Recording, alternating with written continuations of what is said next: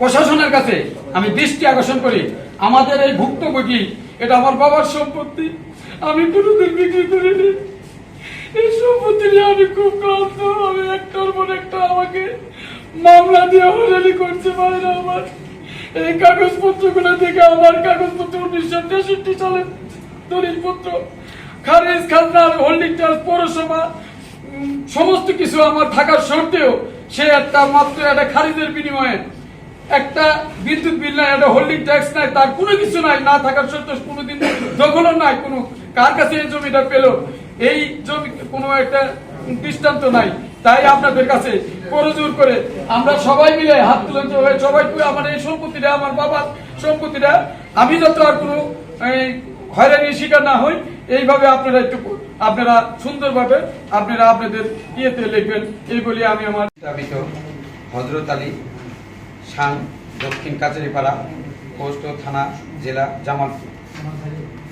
জামালপুর শহরের মেডিকেল রোডের হযরত আলী মার্কেটের শক্তি ও শৌচালয় দোকান আমার বাবা হযরত আলীর পৈতৃক সূত্রে ও দলিল মূলে মালিক আমি।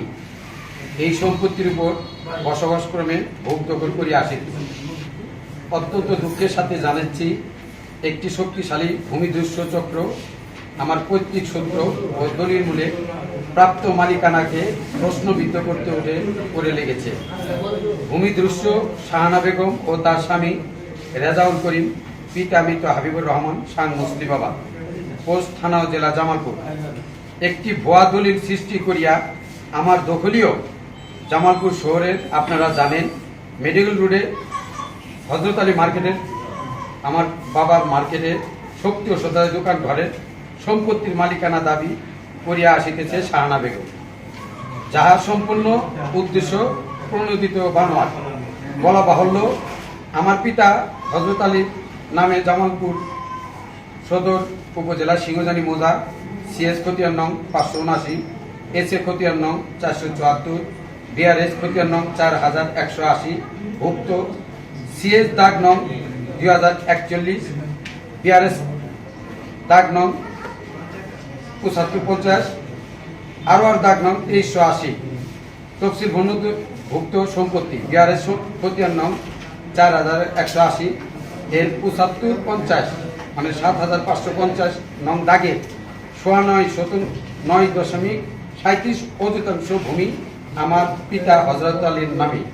আমার পিতা নামে বিআরএস রেকর্ডীয় 4180 নং খতিয়ানে ভূমিতে বিগত 1963 সাল হইতে পদ্মবিত্ত অর্থাৎ 60 বছরের অধিক সময় হইতে আমার পিতা আমার দখলে শক্তি শৌচালয় প্রাইভেট লিমিটেড ঢাকা জামালপুর শাখার দোকান ঘরটি হযরত আলী মার্কেটের অবস্থান।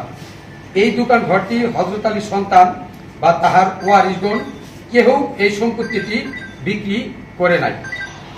রাস্তা সহ 12 ফিট বাই 18 ফিট 216 ভাগ 435/6 90.90% মানে 90 পয়েন্ট।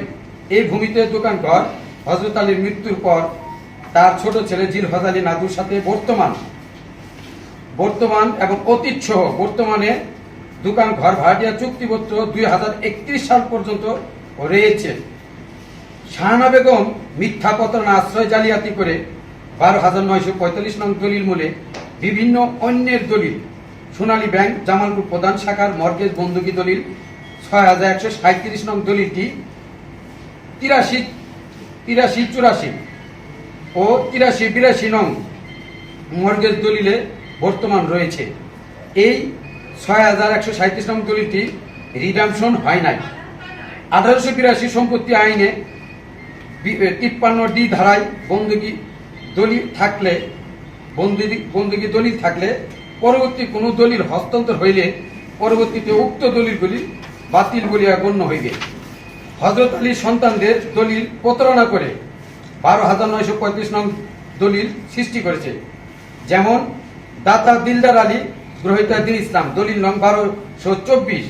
এই দলিলটি প্রতারণা করে শাহানা বেগম তার স্বামী রেজাউল করিমের নামে ছাপকলা দলিল করিয়ে দিয়েছেন, যাহা দিন ইসলাম কোনোদিনই উক্ত দলিল শাহানা বা শাহানার তার পরিবারের কাহারও নামে দলিল করিয়া দেয় নাই।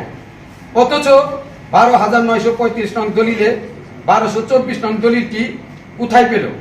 যেমন 6,226 নং দলিলটি দাতা দিন ইসলাম গ্রহিতা মাহমুদা বেগম। তবে 6,226 নং দলিলটি শাহানা বেগম কোথায় থেকে পেলেন, যাহা শাহানা বেগম প্রতারণা করে জালিয়াতি করে রেজাউল করিমের নামে 12,945 নং দলিল ছাপকলা দলিলে হস্তান্তর করেন। শাহানা বেগম তার স্বামী রেজাউল করিমের নামে মিথ্যা ও প্রতারণা করিয়া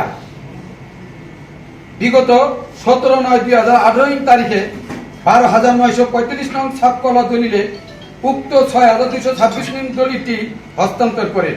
শাহানা বেগম তার স্বামীর নামে অবৈধ দখল ছাড়াই দলিল দিয়ে সহকারী কমিশনার ভূমি জামালপুর সদর জামালপুর হইতে নামজারি জমা খারিজ করি লইয়াছেন, যাহা মাহমুদার নামে দখল হালনাগাদ নামজারি ও জমা খারিজ থাকা সত্ত্বেও একই ভূমির বিষয়ে দুইটি নামজারি ও জমা খারিজ রয়েছে, যা অবৈধ।